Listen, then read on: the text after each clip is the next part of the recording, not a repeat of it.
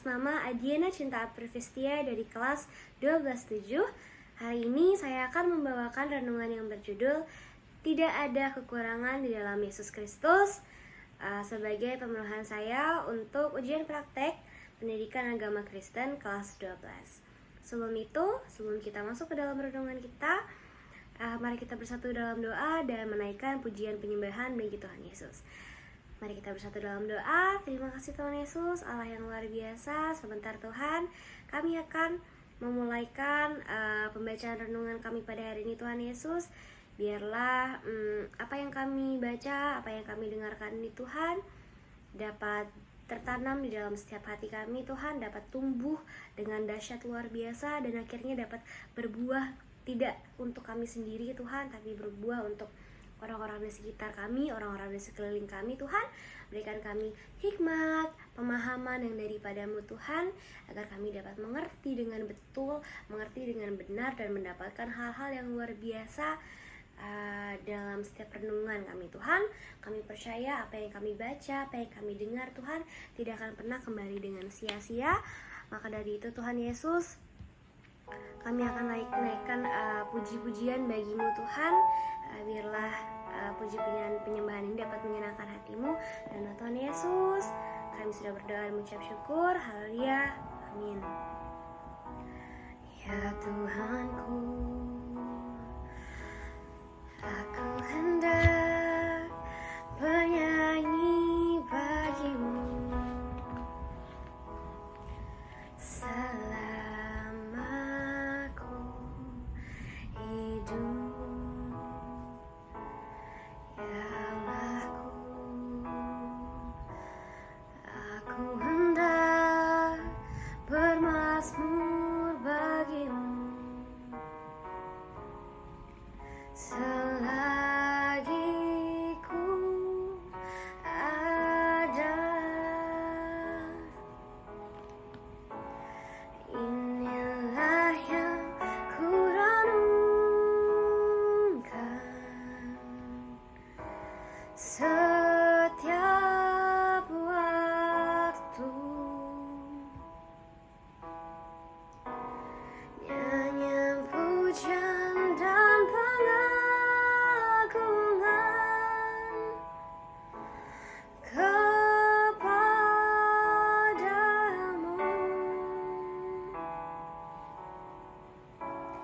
Nyala manis kau dengar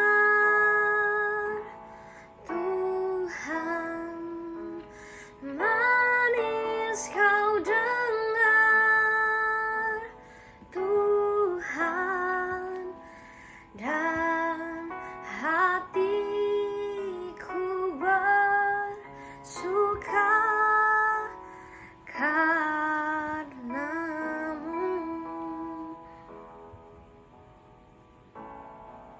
Renungan kita pada hari ini berjudul Tidak Ada Yang Namanya Kekurangan di Dalam Yesus Kristus.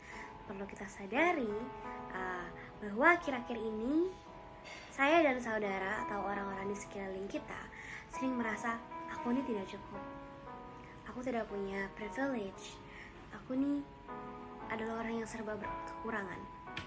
Namun malam hari ini firman Tuhan hadir di dalam Filipi pasal yang keempat ayat yang ke-9. Mari kita baca bersama-sama. Allahku akan memenuhi segala keperluanmu menurut kekayaan dan kemuliaannya dalam Kristus Yesus. Di sini di-highlight bahwa segala keperluanmu. Jadi apa yang mungkin teman-teman inginkan, apa yang mungkin jadi keinginan sesaat itu bukan berarti itu adalah yang menjadi keperluan teman-teman semua. Di sini dikatakan bahwa Tuhan ini memenuhi segala keperluan kita menurut dengan kekayaan dan kemuliaannya.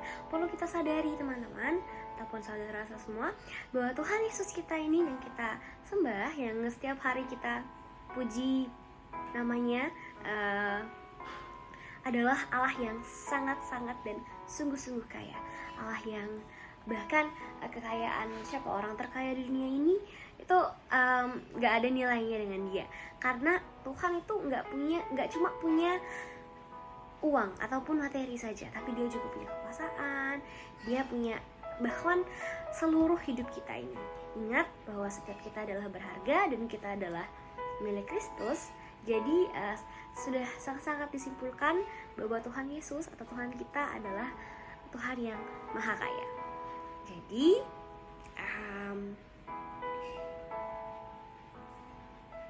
kita percaya bahwa kita sudah ditukar. Mengapa demikian? Pertama, yang perlu teman-teman ingat lagi, Tuhan Yesus atau Tuhan kita adalah turun ke dalam bentuk manusia, menjadi manusia, merendahkan dirinya, menonaktifkan keilahiannya untuk menebus segala dosa umat manusia.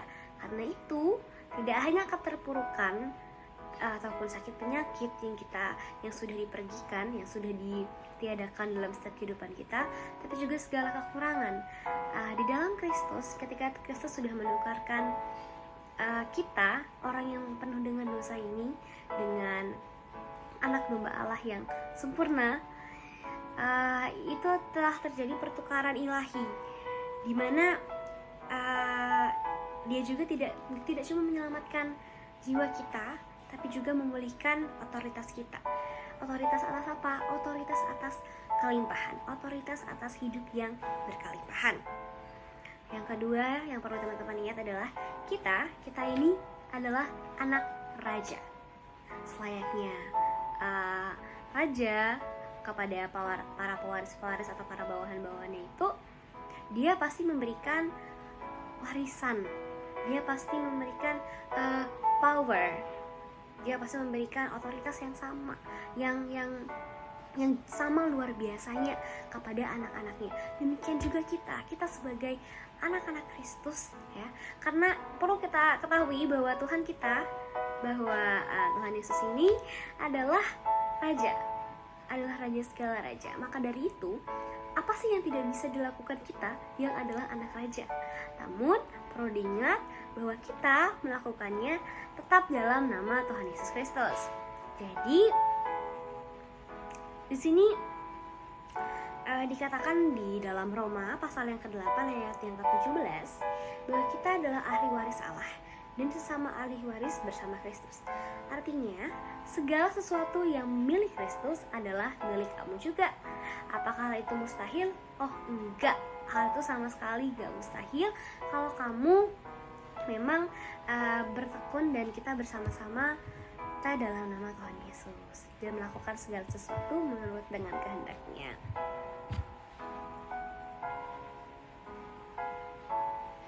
Di dalam Mazmur ayat 23, pasal yang ke-23 ayat yang 1, ayat yang sangat-sangat populer ini mengatakan bahwa Tuhan adalah gembalaku, takkan kekurangan aku. Di situ kita diberikan contoh bahwa Tuhan adalah, bahkan Tuhan itu yang memimpin kita dalam seperti halnya seorang gembala yang menjaga ataupun yang membawa domba-dombanya ke padang rumput yang hijau. Tuhan juga seperti itu. Jadi, apakah domba-domba itu pernah khawatir? Tidak. Dan demikian juga kita tidak perlu khawatir tentang apa yang akan kita makan hari esok, apa yang aku nih begini-begini, aku ini hidup serba kekurangan, aku hidup tidak ada privilege, aku hidup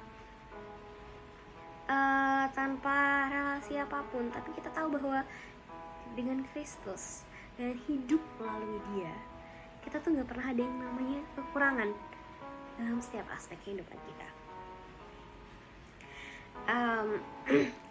Bahkan di sini ditegaskan kembali ya teman-teman atau saudara-saudara dalam Yohanes pasal yang ke-10 ayat yang ke-10. Di sini mengatakan bahwa Tuhan Yesus itu datang untuk memberikan kelimpahan, untuk membawa hidup yang berkelimpahan bagi setiap orang yang percaya kepadanya. Jadi asal teman-teman percaya dengan penuh iman dan terima Yesus dan bersepakat dengan Tuhan, pasti teman-teman gak bakal kehilangan apa yang memang teman-teman perlukan. Segala hal yang mungkin menakutkan Jadi jangan pernah kita biarkan orang lain ataupun dunia ini ataupun zaman-zaman sekarang media sosial ataupun video-video galau lewat dari sosial media itu mengatakan bahwa oh aku ini siapa sih, oh aku ini apa sih, aku ini orang yang kurang. Nggak seperti itu. Yang perlu kita ketahui adalah kita di dunia ini adalah ahli waris Tuhan. Kita harus ingat bahwa setiap kita mempunyai otoritas yang sangat-sangat luar biasa.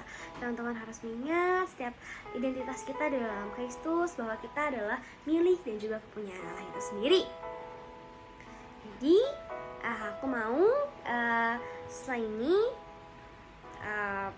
kita sama-sama perkatakan bersama-sama bahwa Tuhan Yesus, aku mau berjalan dalam persediaan-Mu yang sangat-sangat tidak terbatas, dan aku menolak dalam nama-Mu segala kekurangan ataupun keterbatasan, dan segala sesuatu adalah milik-Mu. Dan sebagai penutup, mari kita bersatu dalam doa.